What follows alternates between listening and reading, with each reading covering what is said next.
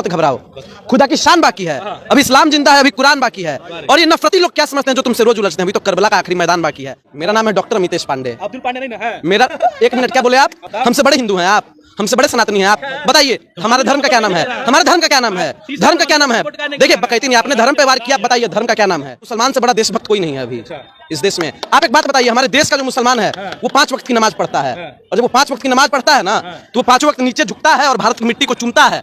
लेकिन आप बताइए आप कितनी बार भारत की मिट्टी को चूमते हैं? आप खोजिए, खोद दीजिए जाके, हम नहीं कुछ कह रहे हैं, खोद दीजिए जाइए। लेकिन जब आपको खोदने पे हम आएंगे ना तो फिर आप भागते नजर आइएगा। अच्छा पांडे जी, एक बात बताइए कि लगातार जिस तरीके से मस्जिदों के नीचे जो है मंदिर ढूंढे जा रहे हैं, एक जो है राम मंदिर बन गया और 30,000 मंदिर ढूंढने की बात कही जा रही है, क्या कहिएगा? भाजपा के पत्रकार हो, भाजपा क्या पत्रकार? मंदिर मस्जिद क्यों कर रहे हो यहाँ बैठ करके? 30,000 मंदिर ढूंढने की बारी है। 3 लाख ढूंढ ले। ने सबको गिरा के उस पर मस्जिदें बनवा दिया। अच्छा, वो आपके आका नहीं गिराए हैं बनारस में? आपके आका बनारस में गिराए हैं कि नहीं गिराए हैं? कहाँ गिरा है? नहीं गिराए हैं। कैसे बेशर्म आदमी है, आपको कुछ समझ में आता नहीं है। जब काशी कॉरिडोर का निर्माण हो रहा था ना तो सैकड़ों शिवलिंगों को हटाया गया, जो छोटे छोटे मंदिर थे उनको हटाया गया। लेकिन इस पे आप नहीं बोलेंगे क्योंकि वो आपके आका हटा रहे थे। डर कह रहे हैं? डर कोई नहीं रहा है, बिल्कुल सर्वे कीजिए, सर्वे होना चाहिए, कोई दिक्कत नहीं है, लेकिन ये कोई मतलब नहीं है।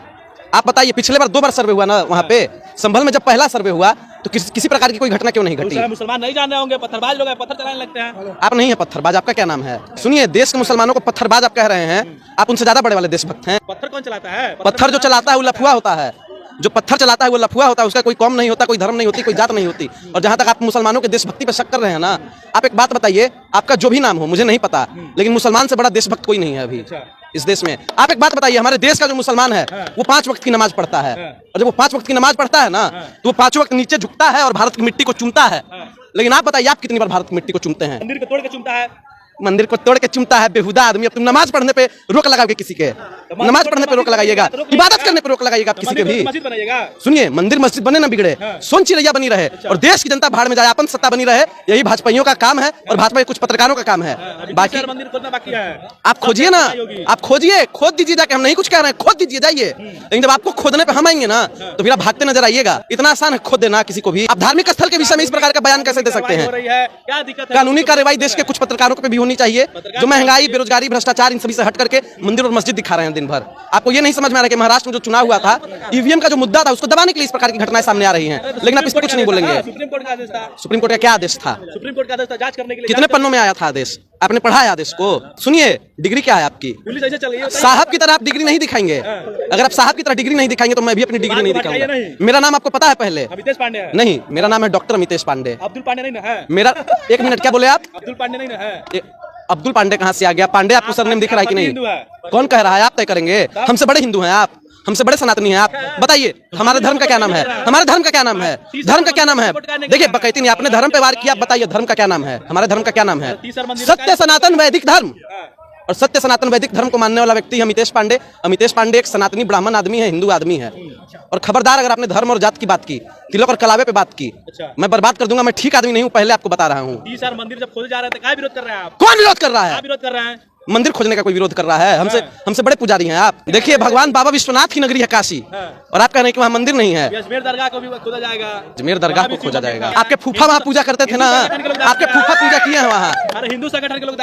आप कौन से संगठन के हैं? हिंदू संगठन के लोग वहाँ पर याचिका दायर तो आप कौन संगठन से हैं? अरे आप बताइए ना। सावरकर वाले संगठन से हैं कि गोडसे वाले? और दूसरी बात, आप अब्दुल कह रहे हैं ना, अब्दुल नाम से आपको क्या दिक्कत है? आप बताइए पहले। कोई दिक्कत नहीं है। अब्दुल की जहाँ दिक्कत है, पुलिस को बेहुदा आदमी मैं भी मार दूंगा तुम्हें, ठीक ना? पुलिस को पत्थर चलाने का दिक्कत है। दे देंगे 2 मुक्का, होश 2 मुक्का दे देंगे, होश तुम्हारा ठंडा हो जाएगा। अब मैंने पूछा कि अब्दुल नाम, तो कह रहे हो कि पत्थर चलाता है। पहले आप समझ लीजिए, पत्थर चलाने के लिए नहीं बोला, पत्थर चलाने से दिक्कत बोला है। डॉक्टर अबुल पाकीर जैनुल अब्दीन अब्दुल कलाम। और अब्दुल नाम को लेकर नफरत करोगे तो तुम्हें कलाम से भी नफरत करनी होगी, और अगर कलाम से नफरत करोगे तो तुमसे बड़ा देशद्रोही कोई नहीं है। पत्थर चलाता क्यों है? पुलिस पे कौन पत्थर चलाता है? रांची में आप नहीं देखे थे कौन से लोग कर रहे थे? संभल की पुलिस क्या कर रही है? संभल में जो मुसलमानों ने पत्थर चलाया, उपद्रवियों ने पत्थर चलाया। संभल में जो 5 लोग मरे हैं उनके परिवार से जाके मिले हो कभी? देखा है उनकी आंखों में? वो लोग पत्थर चलाने गए थे। पुलिस तो कर रही है पत्थर चलाने वालों। सुनिए, मैं ज्यादा कुछ नहीं बोलूंगा। जिस प्रकार से इस देश में हमारे मुसलमानों को बदनाम करने का काम किया जा रहा है ये निंदनीय है। देखिए इस देश में मुसलमानों को बदनाम करने की एक कवायद सी छिड़ गई है। कोई भी 2 टके का व्यक्ति आता है, कभी नबी के शान में गुस्ताखी कर देता है, कभी कुछ कह देता है, कभी कुछ कह देता है, कभी इस्लाम का विरोध कर देता है, और मैं आप पे शक की निगाह से इसलिए देख रहा हूं क्योंकि पूर्व सांसद अतीक अहमद के अपराध का मैं 1% भी समर्थन नहीं करता, लेकिन उसको भी मारने वाला एक पत्रकार ही था और ऐसे माइक लेकर के वो भी आया था और माइक को ऐसे हटाया, गोली निकाला और शूट कर दिया। तो ये पत्रकार भी अगर मुझे कर दे तो मुझे कोई दिक्कत नहीं है, मैं जाऊंगा तो देश। कौन उपद्रवी है? कौन पत्थरबाज है? नाम लीजिए पत्थरबाज का। बुलडोजर किस पे चलाइएगा? बुलडोजर की आप बात कर रहे हैं। एक व्यक्ति था मोहित खान, सभी जगह चर्चा का विषय बना हुआ था। उस पर आरोप था कि इस व्यक्ति ने एक बच्ची के साथ गलत काम कर दिया है। आप समझ गए मैं क्या कहना चाह रहा हूं। और अखिलेश यादव जी ने डीएनए जांच की मांग की, इंडिया गठबंधन के नेताओं ने डीएनए जांच की मांग की और डीएनए जांच में साफ साफ निकला कि ये जो गलत काम किया था एक राजू नाम के व्यक्ति ने किया था, जो कि उनके बेकरी में काम करता था। अब राजू हिंदू है या मुसलमान है इससे मुझे मतलब नहीं है, जब काम राजू ने किया ये गलत तो फिर मोहित खान का बुलडोजर से घर के उठाया गया। बाबा प्रार्थनाथ सदन में जाकर के कहते हैं कि मोहित खान उसने ऐसा काम किया था। योगी आदित्यनाथ नाम है। कौन है? कौन? योगी की परिभाषा क्या होती है? योगी की परिभाषा क्या होती है? रंग न रंगावे जोगी कपड़ा।